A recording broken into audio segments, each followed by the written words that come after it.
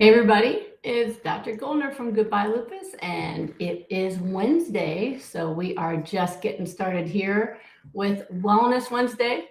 It's my time when I come on every week to coach you about, life and health and disease reversal and try to help you become motivated to do the things you need to do every day to get what you want most in this life, most for your health.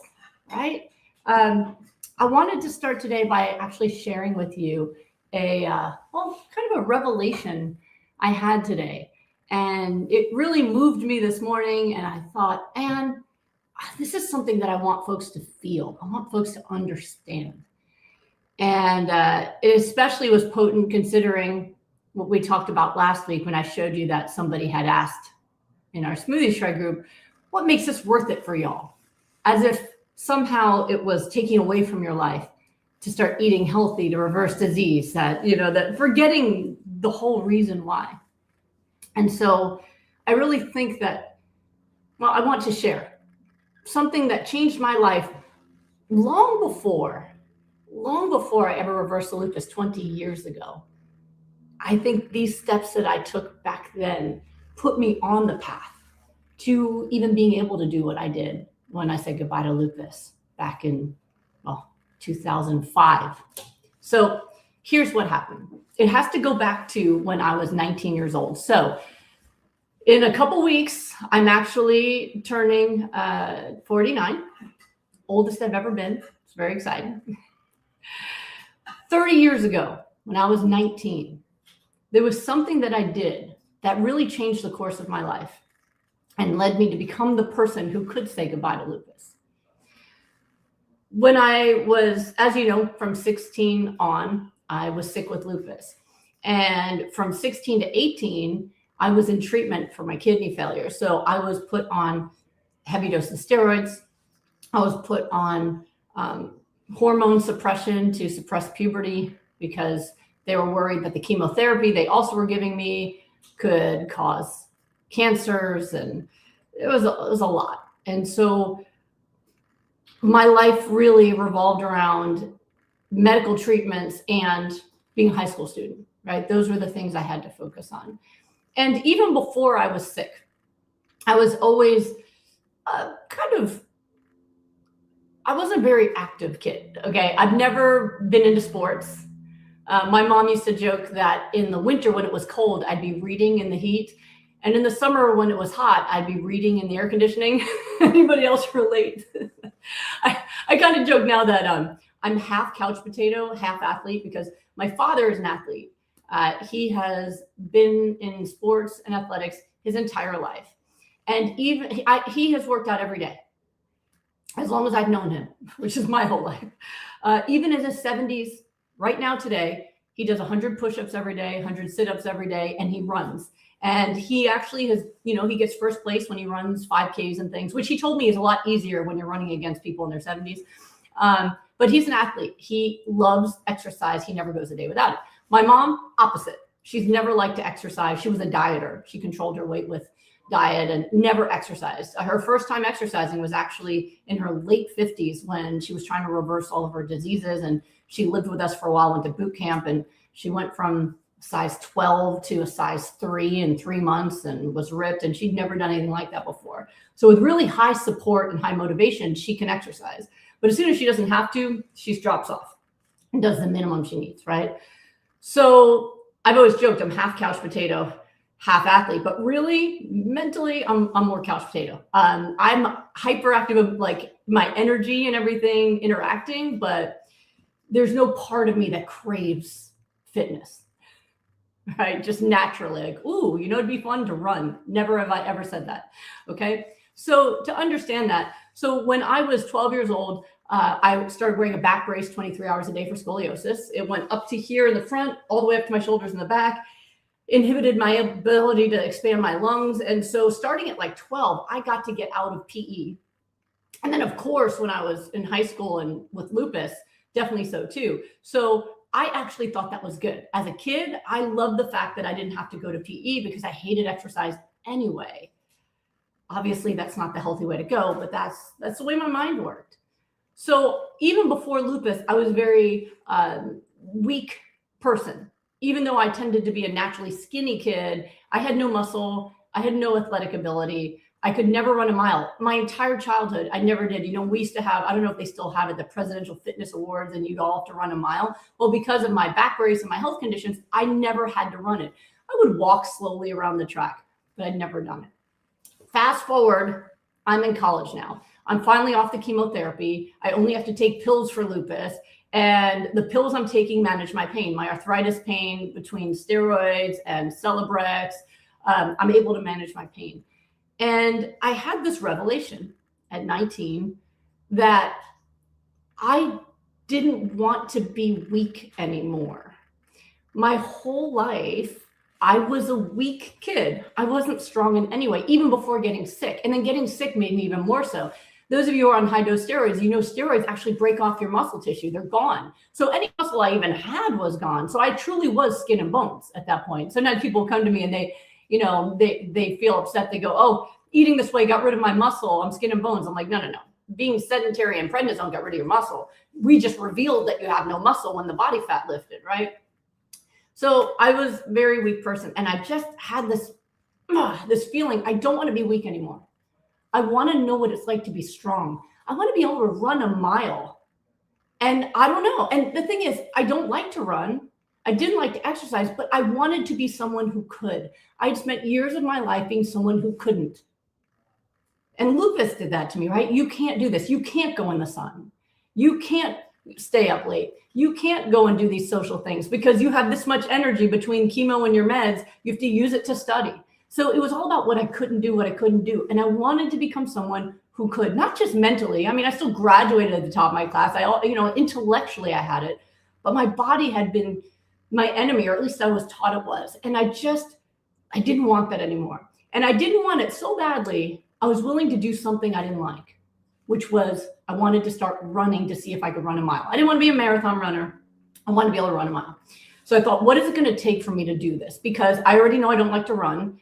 And if I want to do this plan, my plan was to go run at the track outside. There was a track right outside my dorm. I'm going to run around the track every morning at 7 a.m.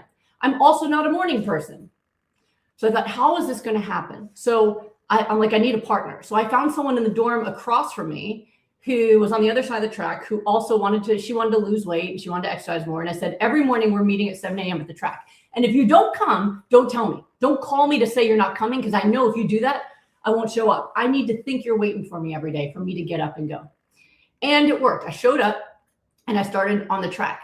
For the first week, I couldn't even do one lap. I would start to jog, and 19-year-old, and I couldn't even go around one lap. 4 laps was a mile. But I would jog as long as I could, and they would stop and pant and hold my knees and then I'd start again.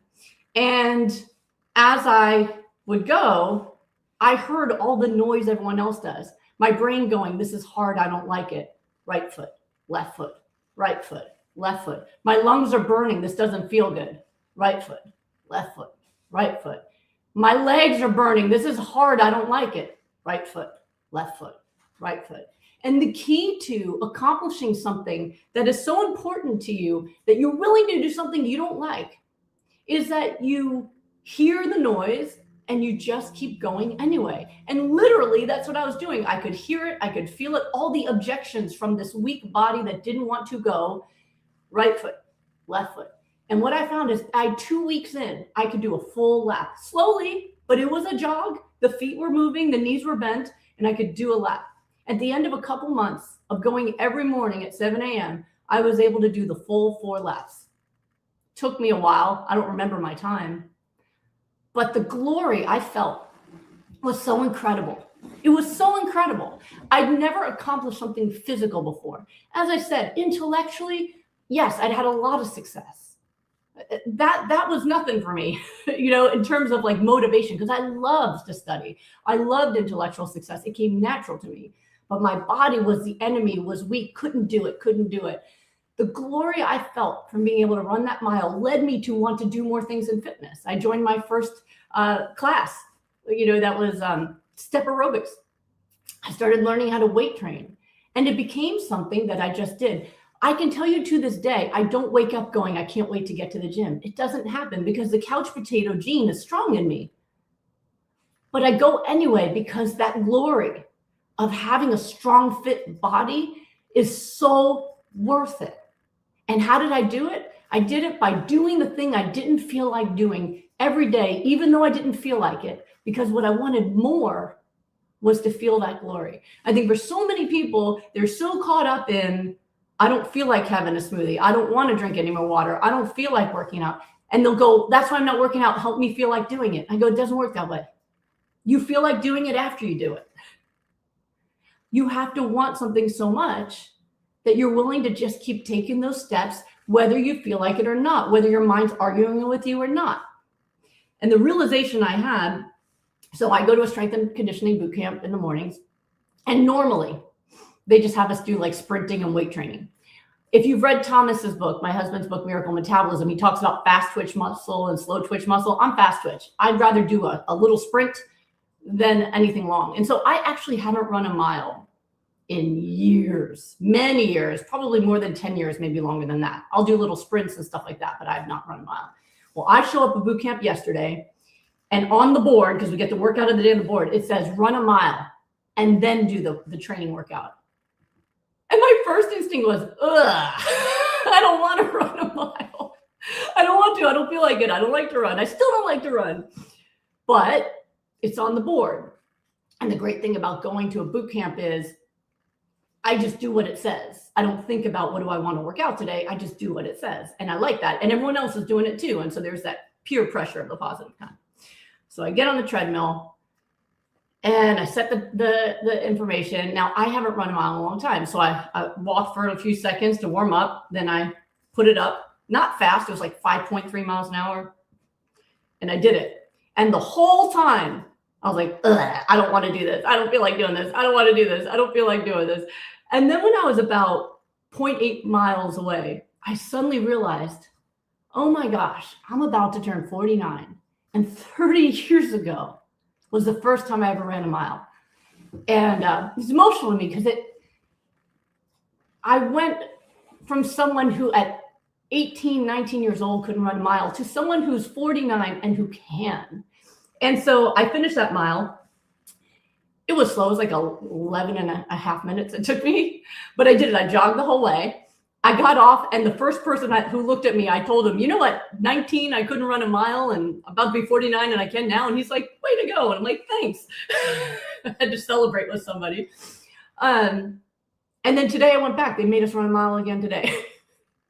And this time I didn't complain. I was like, oh, another mile. Okay. And I set it faster, 5.9, finished today in 10 minutes. I shaved a minute and a half off my time. I'm still not going to race anybody, but I celebrated it today, even though I still felt the same thing of like, oh, oy vey, 1, 2, right, left. But at the same time, I was feeling the emotional resistance. I also was feeling the emotional gas on the pedal. I was like, you know what? I'm doing it faster today. And I'm doing every step I'm taking now. I'm celebrating the fact that they told me 33 years ago that I had 6 months to live. And here I am, all these years later, decades later, running a mile like it's nothing. Do I like running for the sake of running? No, nothing about it that I like for the sake of running. Do I like being a person who can run? Yes, I do. I like that so much that I'm willing to do it. So that is what makes it worth it, y'all, to use their expression. And you've got to stop thinking about what you feel like in the moment. And you got to start thinking about who do you want to be? And this is the work on your why. If you've read my book, Goodbye Autoimmune Disease, which delves into the emotional work you need to actually succeed at your goals. And all of that comes from the coaching I do in my rapid recovery group, right? That once you're clear on what you want most, it's not that hard to make yourself take the steps. But if you're focused on my lungs burn, my legs burn, I don't like running, then yeah, you're not going to do it. But if you really want to be a person who can, because you want to have all the things that person can have, then you do it anyway. And so if you're finding that daily you're struggling with, I don't want to eat the vegetables, I like cooked better, you're focused on the wrong thing. You got to hear that noise. And then you just got to go right foot, left foot, right foot, left foot, You hear it, but you don't let it stop you, because where you're going is what you want more. So I want all of you to take that lesson, right? The reason I could do the Goodbye Lupus protocol easily, because people ask me that, how did you do it so easily when you were 28? Because I was used to being a person who decided where I wanted to go, and I just did it even when it hurt, even when I didn't feel like it. That's how I got through med school. I didn't feel like studying 12 hours a day my first year of med school. I did it because what I wanted most was to be a doctor. And I knew this was the same thing as running around the track. You do it even though you don't feel like it. That's how any successful person does anything. The people who are most successful in this world are the people who are willing to do the things they don't feel like doing every day. Most people don't. I don't feel like doing it, they don't do it. And they don't progress themselves. But if you want something different than the life you're already living, you're going to have to do something different. And it's going to be something you don't feel like doing. And how do you do it? One step at a time. You just keep going. You just keep going. And every day it becomes easier. And suddenly you just become someone who can do that. Just like I became someone who can run a mile. I didn't have any special training. I just decided I was going to be a person who could, and I just kept taking the steps. And that's how you do everything. And that's how you'll do this. This is how you'll win at this. So that's my revelation that I had today. And so at 49, I still am a person who can run a mile. And I know, because every week we have a theme of the week. I know tomorrow they're going to make us run it today again. And I'm going to go in and I'm going to do it tomorrow. And I'm going to put my speed up a little bit faster, because I wanted by my birthday to have run faster than I'd ever run before. Why?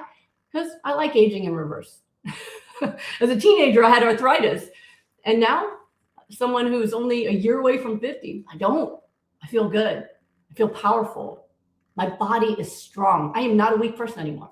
I do not have a weak body. I have a strong body. I can lift heavy weights and I can run. So there's never a time where it's too late to decide you want to change your life. And that decision has to be made every day. It can't just be a decision made once.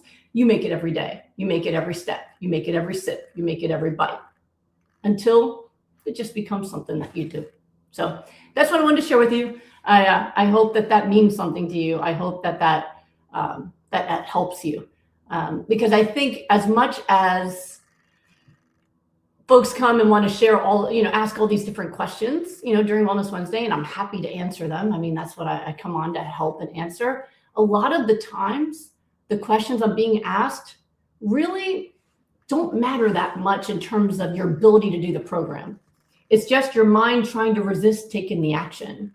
Like, can you tell me for sure? Like, I know you've helped people with all of these autoimmune diseases, but what about this one? I want to know before I try. Just try it and then you'll know.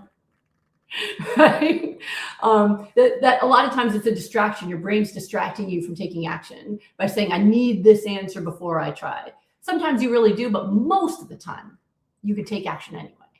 And so I feel like the biggest thing I can do to help all of you is to help you just start and keep going until you get to where you want to go. So I hope that helps you too.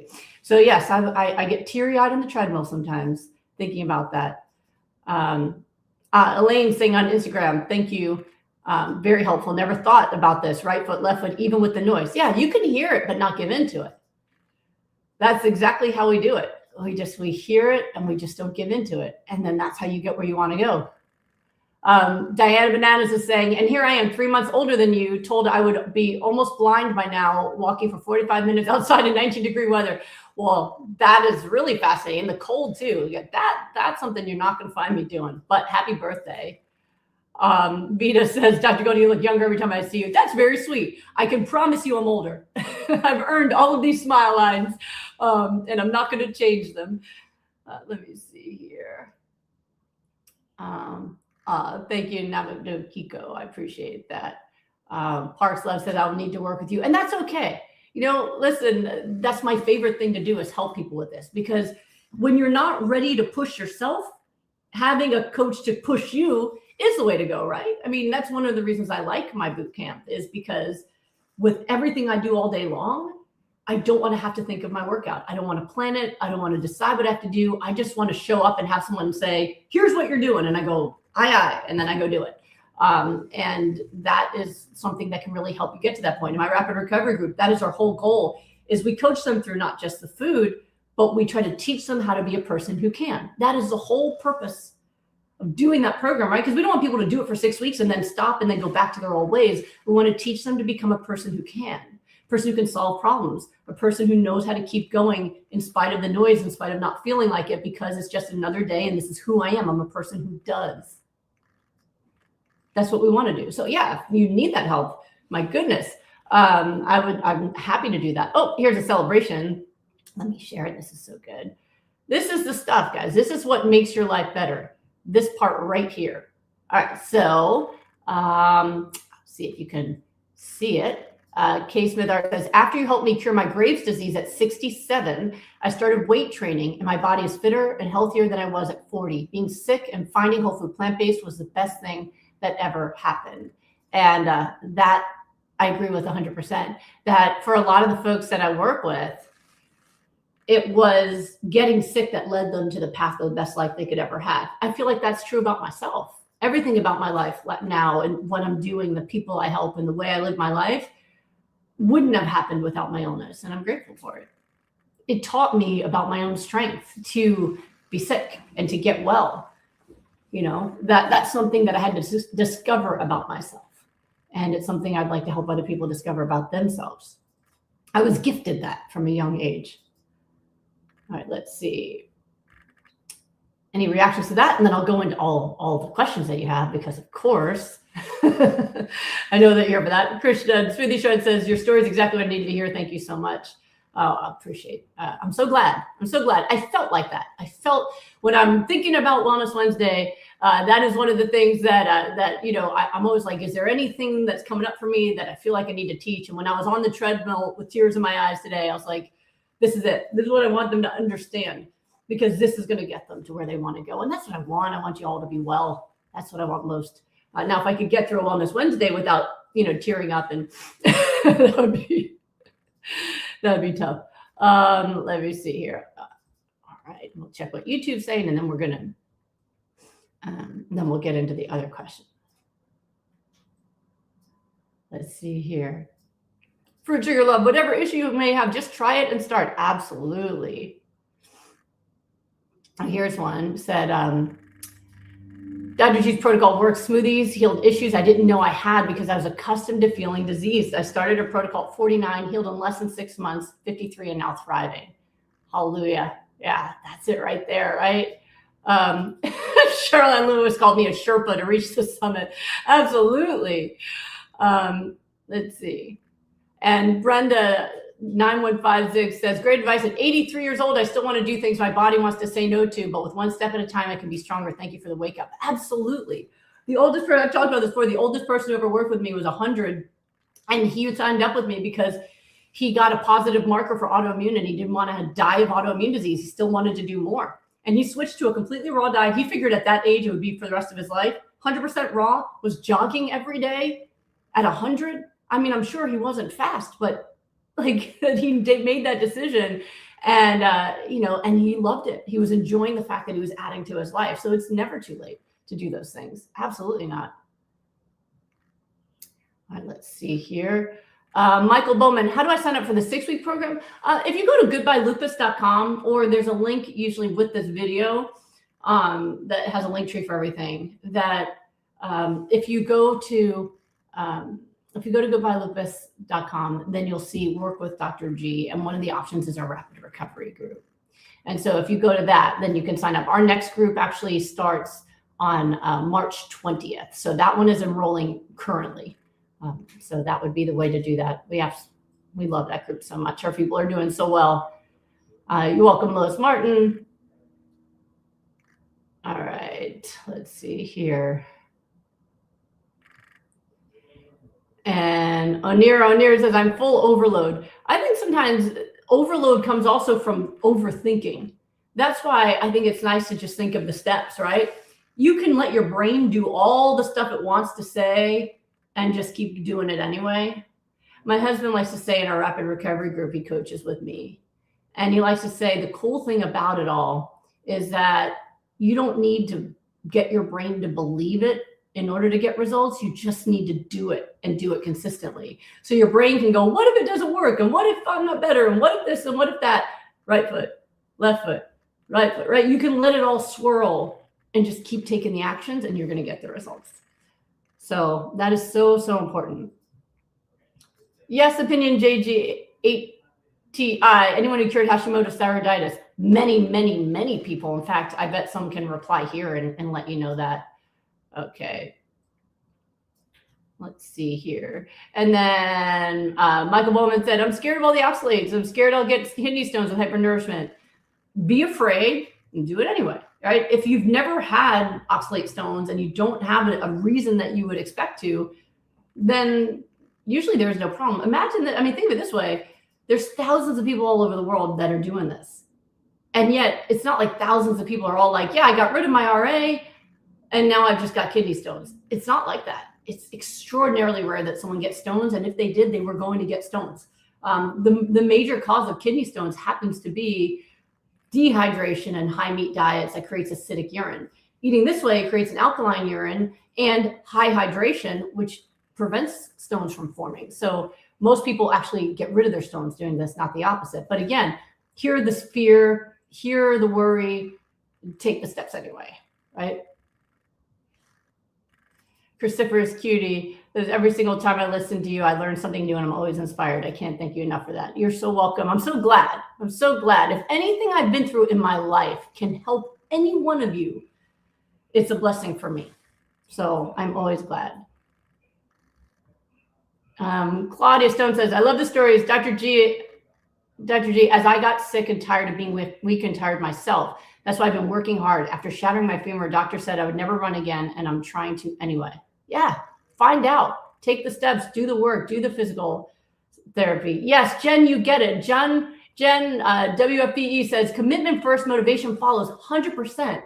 I was just coaching someone on that yesterday. She said, you know, she wants to be mobile again. And her physical therapist said, you can be mobile again. You can be able to take steps again.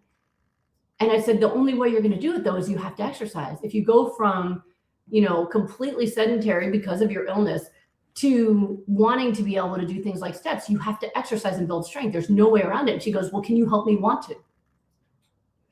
I said, no, I can just help you plan to. You're not going to want to until you're there. But do you want to walk? Do you want to go to your friend's house? Do you want to be able to go anywhere you feel like going without being afraid of the steps? Do you want to have freedom from your home? She goes, yes. I'm like, then do the exercise. Do the exercise while thinking about all the things you're going to be able to do once you can walk up steps, rather than think about, I don't want to do this exercise. I want to do all those things. I want to go from a person who can't to a person who can. I want to go from a person who's isolated to a person who's out in society. How do I do that? Squats. See that? See the difference in that? Focusing on wanting to do the action versus focusing on wanting the result. That's what makes you into a person who can. All right. Let's see here.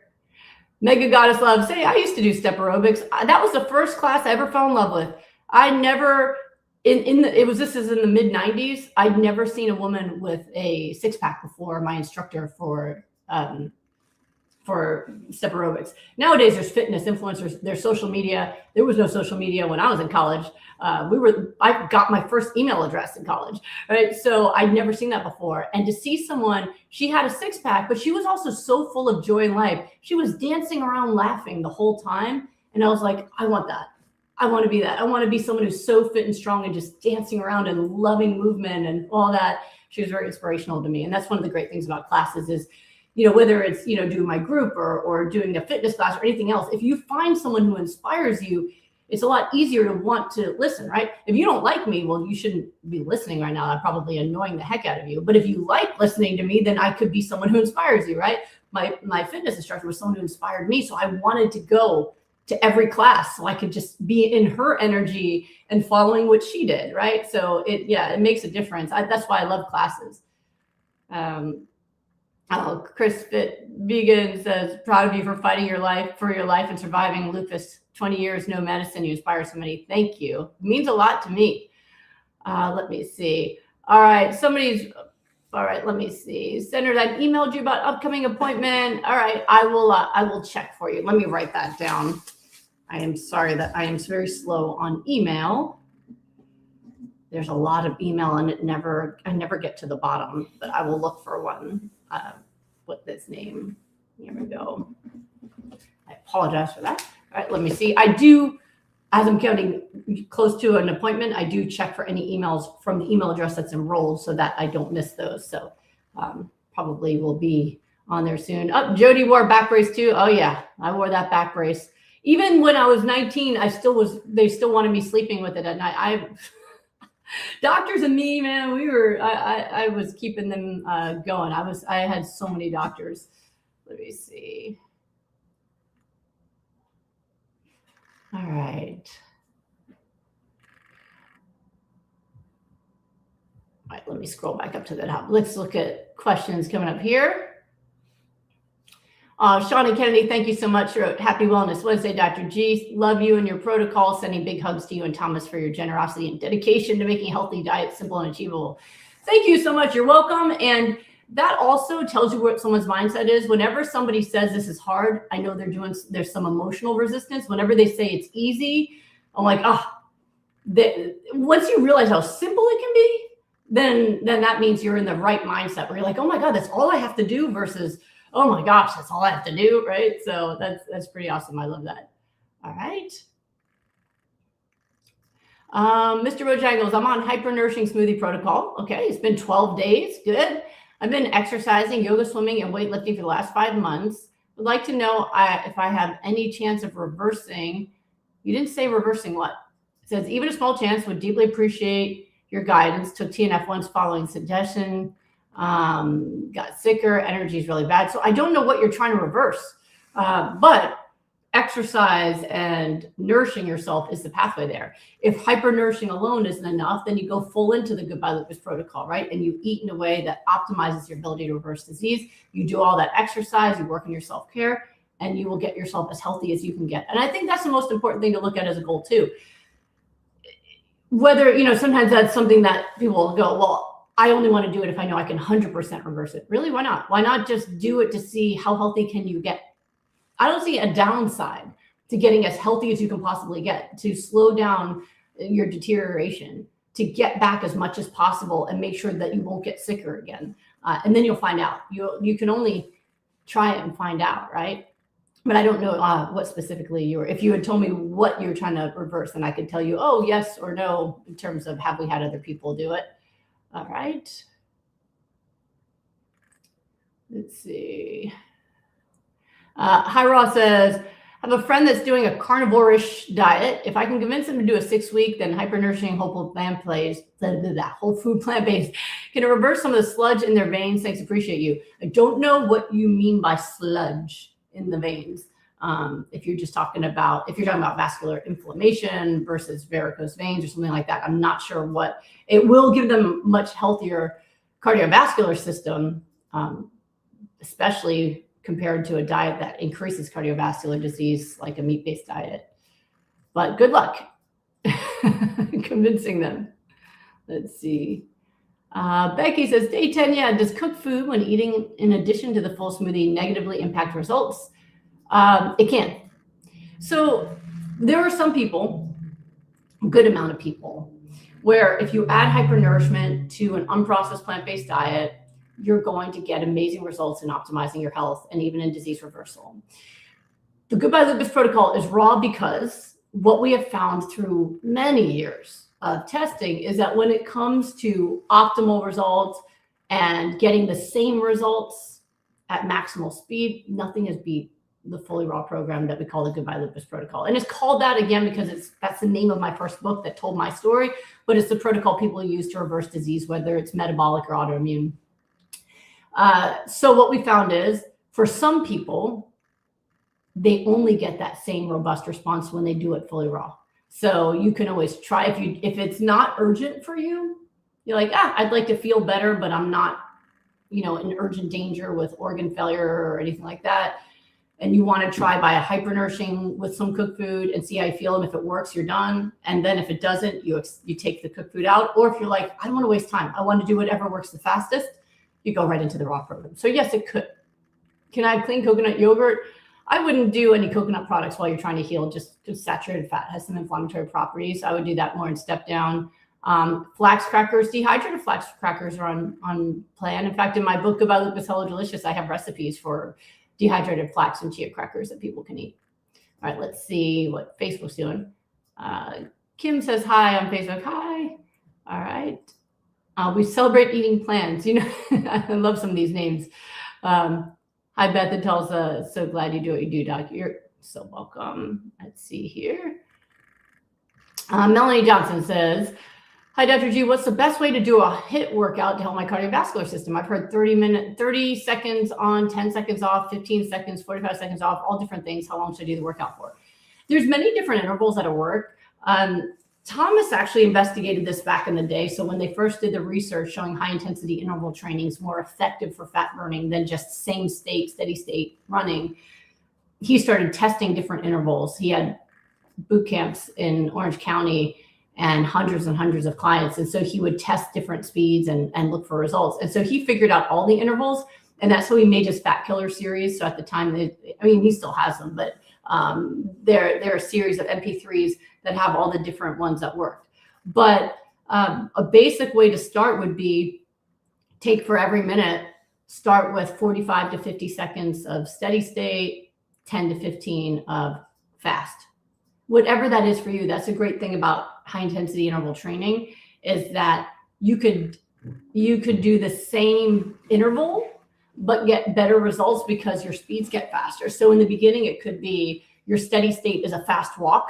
Steady state is whatever speed you could do for 20 minutes straight. It's a little bit of work, but it's not something you would have to stop. Like, I could keep this going for 20 minutes. So for some people, that might be a fast walk at first, or even a slower, depending on how out of shape you are.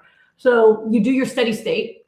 And then when the 45 seconds, when that timer goes off, then you sprint for 10 to 15 seconds. And then you go right back to the steady state. You don't stop, you go right back to that walk again. Now, as you get fitter, your steady state might be a slow jog and then an even faster sprint, right? And that'll keep going. So it really, all of these intervals would probably be effective. 30 seconds on, 10 seconds off is, I think, for someone who's super athletic. But even if you did, like I said, 45 to 50 seconds of steady state, 10 to 15 of sprint, that's a great place to start. And then you can work your way up to 20 seconds or more of sprinting. And that'll be really good. Be really good for your heart. Let's see here. All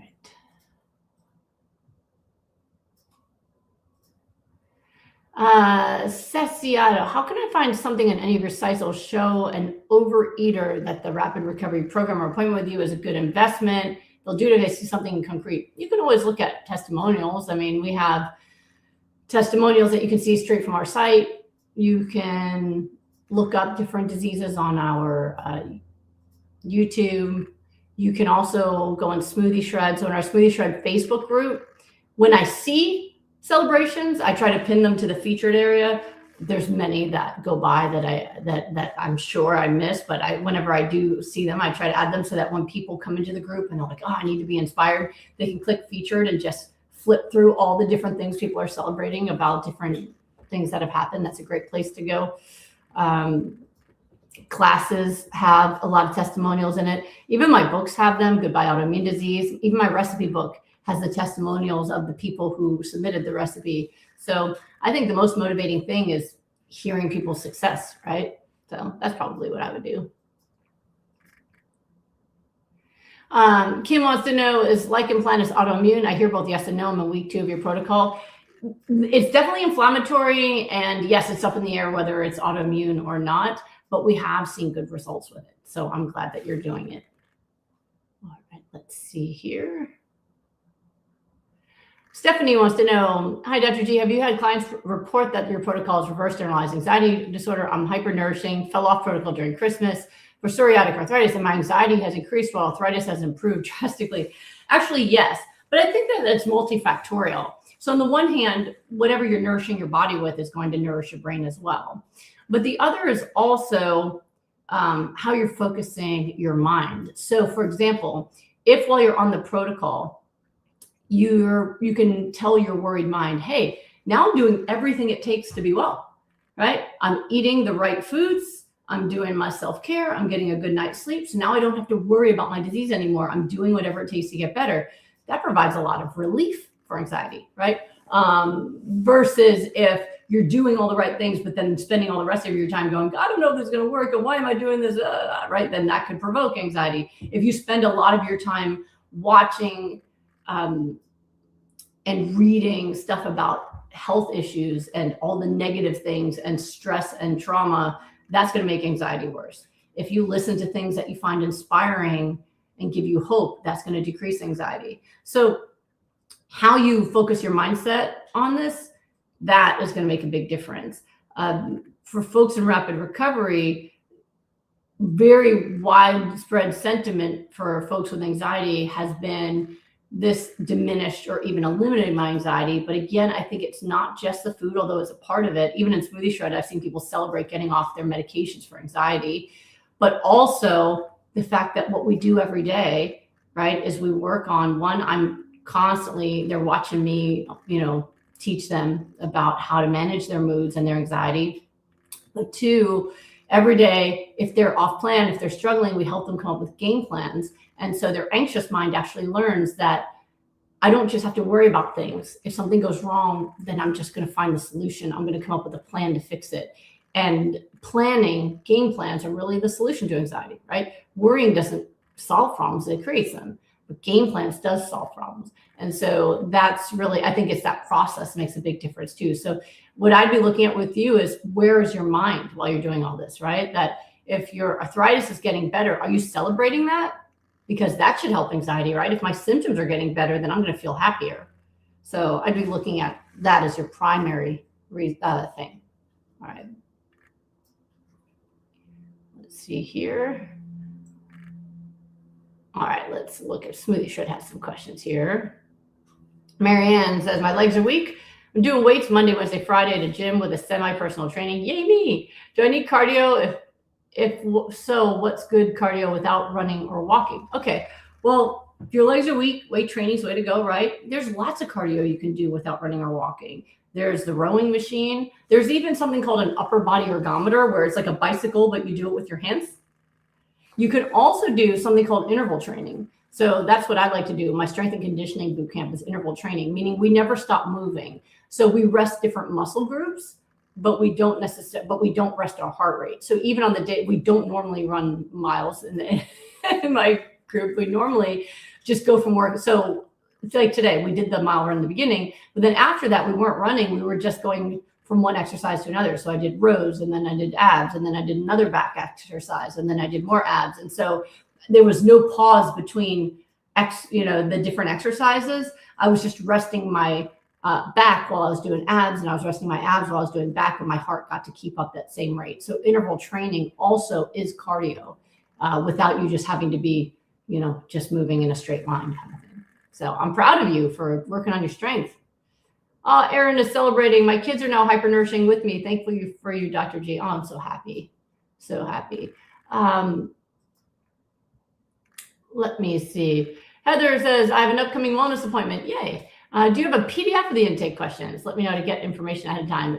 You should receive an email that has a link to filling it all out online. But if you're struggling to do that, then let me know. You can always send an email with just an all caps subject, upcoming appointment, issue, or something. And so I know to look for it. All right, let's see here. Krishna wants to know, how would this protocol help something like perimenopause? Could it regulate hormones again, or is that not possible? It absolutely helps perimenopause. I'm in perimenopause and I'm doing great. And all the women who go to my boot camp, we're all middle-aged, and everyone I know of right now, they're all on hormones. And they've told me, one of them said that she thought she would kill her husband if she didn't take them. They had aches and pains without them, all these issues without them. I haven't had any of those problems. And the difference between us is the way I eat. None of them are plant-based. All of them do the high meat, high protein, whatever. None of my business. So that's a major difference. And not just in me, but in the folks that I work with. what they have told me over and over again is whether, even if they're still having their menstrual cycles, suddenly their PMS gets better or goes away. And for those that are going through menopause or been through menopause, the other symptoms get better, the hot flashes and the irritability and everything else. So nourishment makes a big difference. Does it actually change, like normalize your hormones? I don't know that's necessarily the case, because that is what menopause is our hormones are shifting. So my estrogen levels are going down now, right? You're going to watch me in real time going through menopause. Isn't that exciting? So those hormone shifts are going to happen, but how they affect me, how they affect you, that will be different based off of how nourished you are, how well you take care of your stress, how well you sleep, all those other things, so that they can be minimal. And that's the best way to go. Be as healthy as we can to go through all of the life changes that we have. And no, I'm not going to take hormones. I'm doing the whole aging thing en natural, guys. There is no filler, no Botox, no hormones. I'm just en natural going through this with you. And I'm looking forward to it, because aging is a blessing that I never knew I'd get to do back when I was a teenager. So we're gonna see me get all old together live. All right, let's see on Instagram what folks are asking there. All right, let's see. Nia wants to know, I mentioned last week about psychosis. I take Plaquenil for lupus. I believe I'm experiencing symptoms of psychosis. Could it be from lupus or Plaquenil?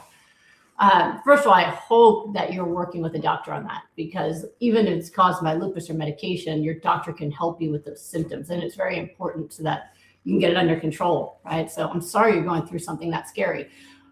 Lupus can absolutely cause psychotic symptoms. So lupus can affect any organ.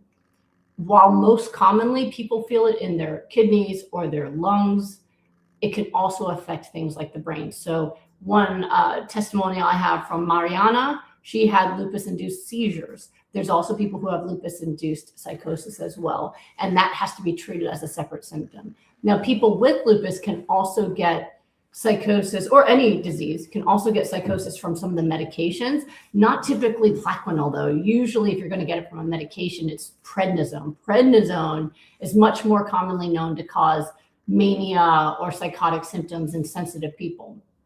Obviously it helps more people than it causes that in, or it wouldn't be used, but it is common enough. So the key is to catch it quickly enough to make sure that you can get that treated and make any adjustments in medication that's necessary. So if you're going through that, hopefully if you're asking me that here, you're also talking to your doctor about that to get treatment for it. It's very scary, but it is treatable. And our protocol helps, because we're going to get that lupus in control, right? For Mariana, she went from having multiple seizures a day and not being able to leave her parents' house. She had to go back to live with her parents, to by 3 weeks in, stopped having seizures completely.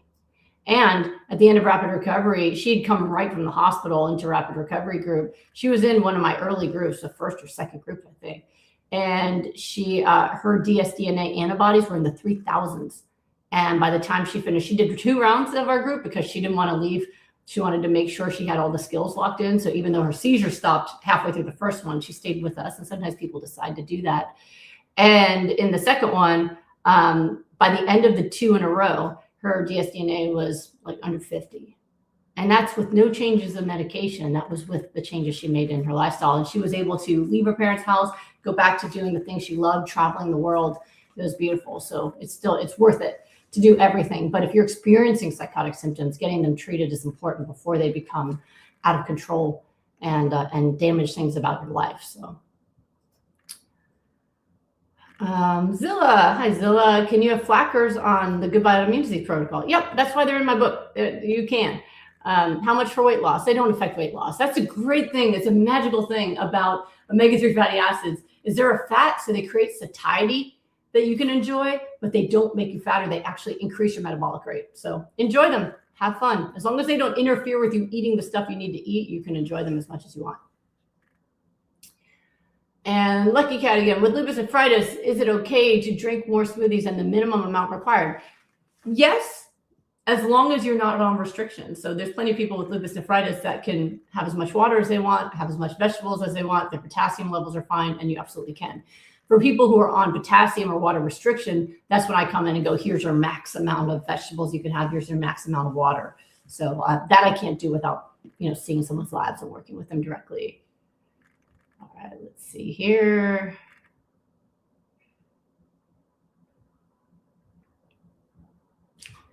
All right, Parks Love, what does it mean when your iron level is extremely high?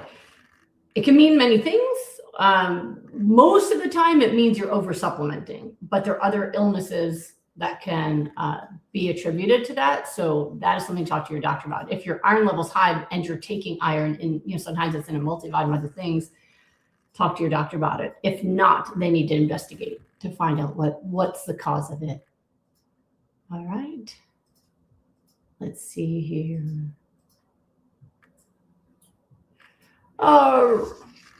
Rukayat, you sent me an email. Okay, try again, and I'll check it after Wellness Wednesday. All caps, question from Instagram in the subject, and I will try to find it.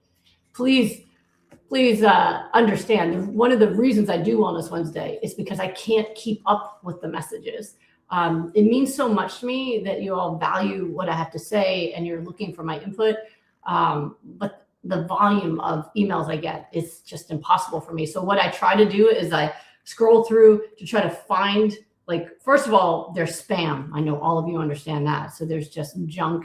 And then I try to scroll through the junk and find the questions. But it's, at the end of the day, I end up like, okay, that's enough for today. And I don't know that I ever get to the bottom. I don't think I do. And then it's full again. So there's some people who are like, wow, you answered me so quickly because I caught them. And then there's others who don't. So it's also, so this, why I do Wellness Wednesday is so that there's an opportunity for you to ask me questions. And even if I don't answer your specific one, oftentimes you get your answer through listening. And then that's also why I give my cell phone number to people I work with, so they can manage me better. I'm doing my best, I promise. All right, let's see here. From Parisco on Instagram, can we sub smoothies for fresh juice that we make ourselves? No, you can enjoy fresh pressed juices, but they don't substitute for the smoothies. Understand that smoothies are a way to get the vegetables in. So what I'm trying to do is take the salad and get the salad in through the hole in the face into the body, right? For some people, like myself, love salad, happy to chew it. Other folks don't like salad. So if we blend the salad and add fruit for flavor, suddenly they'll eat it. But it's still the whole salad, right? It's not like we're taking a salad, squeezing it, and then drinking the juice from it. That's not a salad, right? So yeah, you're welcome to have the juices, but they don't replace the benefits, the nutrients that's in the food itself. Hopefully that makes sense. All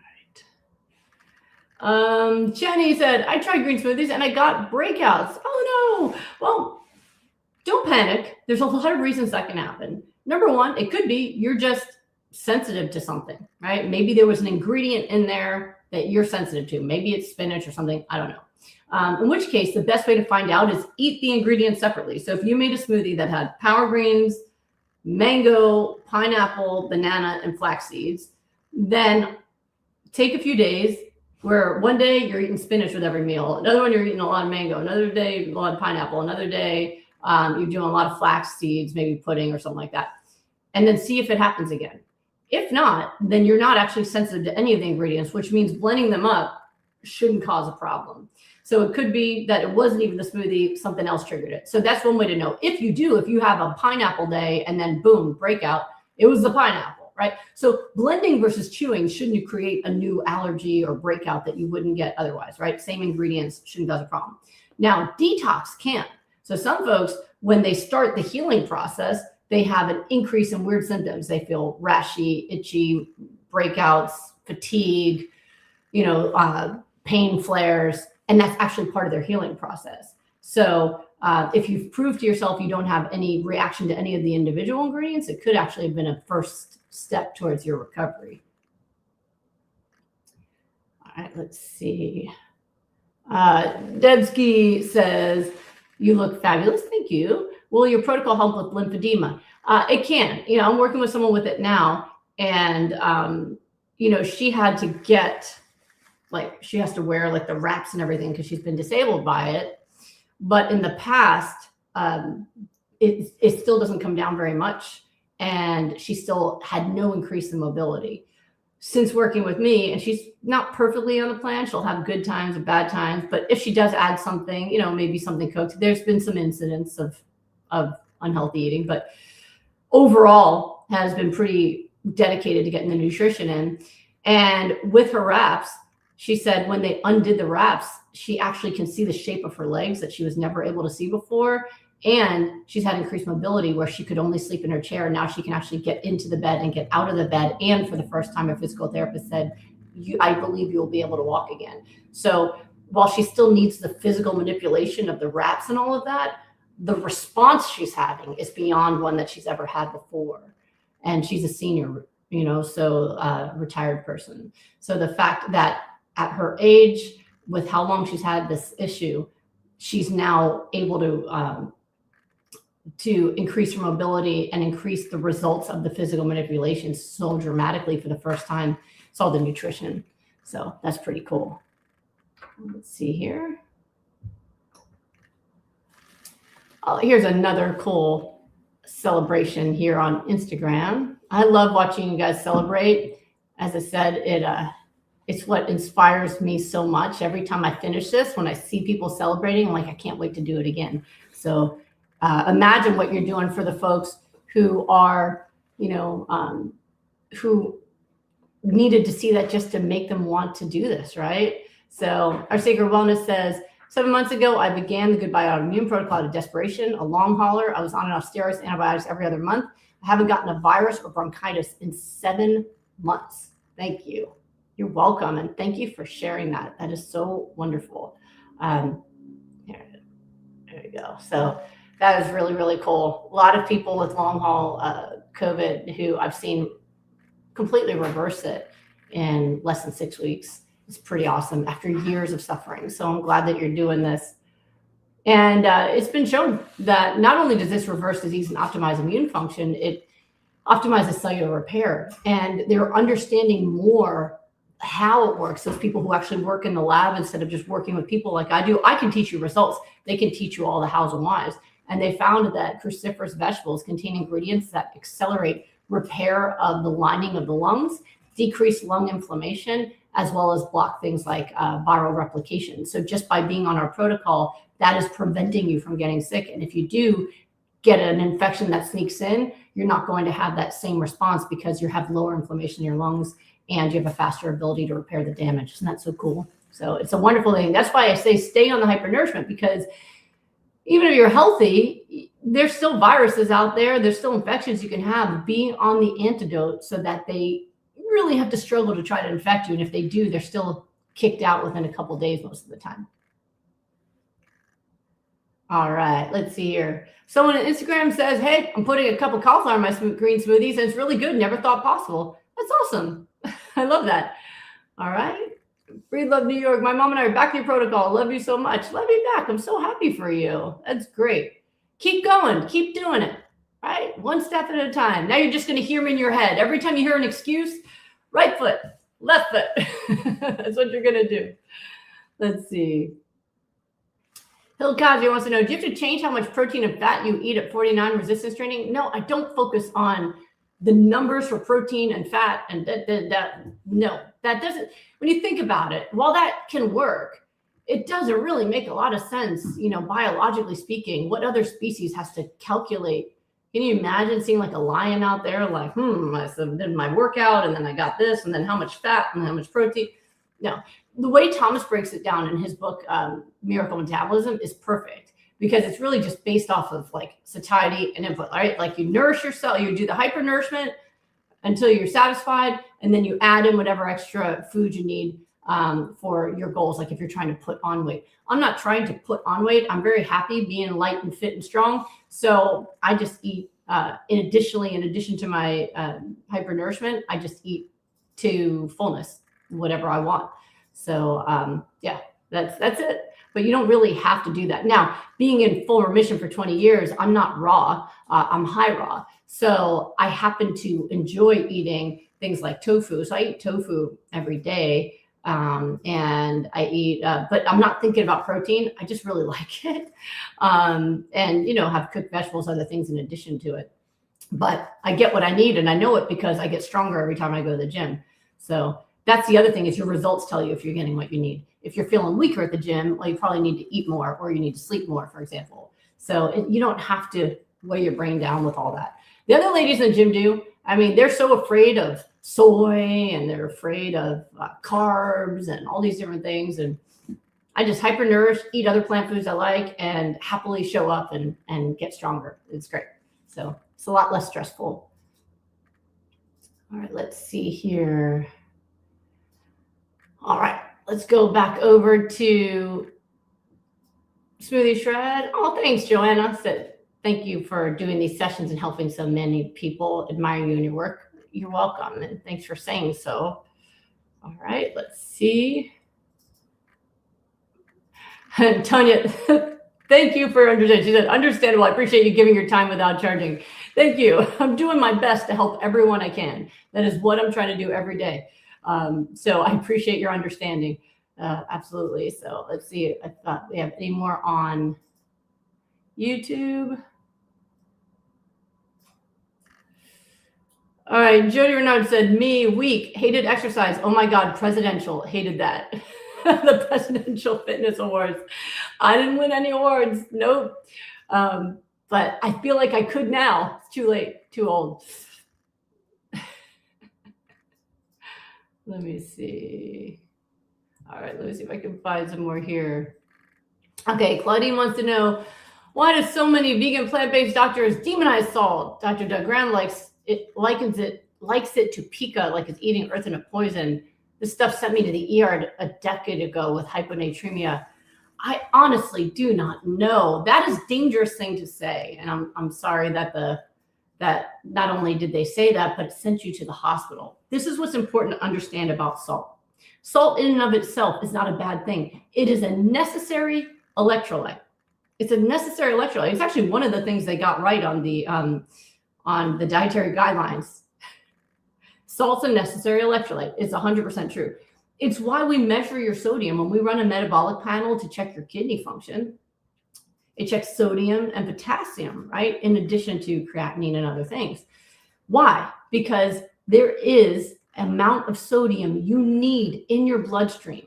You need it in your bloodstream for your body to work correctly. Sodium is necessary for muscle contraction.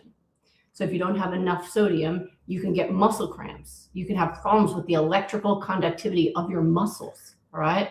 If you don't have enough sodium, you can have a seizure. Sodium is necessary for the functioning of your brain. So sodium serves a job as an electrolyte in our body that we absolutely need. We need it. So why the bad news around sodium? The bad news around sodium is because we have an epidemic of high blood pressure in our country and other countries, right? With high blood pressure, it's not caused by sodium. High blood pressure is caused by the fact that people have arteries that are so clogged with fats from their meat-based diets that the tube that's supposed to allow all that blood to flow through, see that nice open tube where you can see my eye? Well, if it's clogged up with, if it's clogged up with fats, it's very hard for anything to get through, right? So how does your heart find a way to get blood to all the organs, because you need blood to go to all your organs or they die, right? That if you don't get blood flow to your organs, those things that do not get the blood flow, they die. So your heart's job is to get that blood through to all those places in the body from head to toe, through a thickened, hardened, clogged artery. The only way it can do that is by doing what? Increasing the pressure. This is physics. So when the arteries are open, very low pressure, beautiful movement of the blood flow, right? Can go right through. Clogged up, I need to put the pressure up really high to get the blood through. So that being said, if you have more salt, you cause the body to hold on to more water. More water also then ends up creating more blood volume, which generally speaking should be good. Having more water in the bloodstream is good. But if you've already got a super high pressure system and now you've got more water to push through, it'll raise the pressure even higher. So the sodium is not the cause of the high blood pressure, but the sodium will make high blood pressure worse in that moment because you already have that problem. So one of the ways in which doctors try to help people lower their blood pressure, besides medications that reduce your blood pressure, which, by the way, reducing the blood pressure reduces the blood flow to the organs, which is why people feel kind of dizzy and tired and even depressed on them. But they do that because if the blood pressure gets too high, then you could burst blood vessels open that are the smaller, weaker ones at the end. Like, so our our bigger blood vessels are highly muscular and strong, but the smaller blood vessels are very weak. And in our brain, we have small blood vessels. So if the pressure gets too high, you can burst a blood vessel, hemorrhagic stroke. So in order to prevent strokes, they reduce your blood pressure with medication, but then you have kind of less blood than you'd like, right?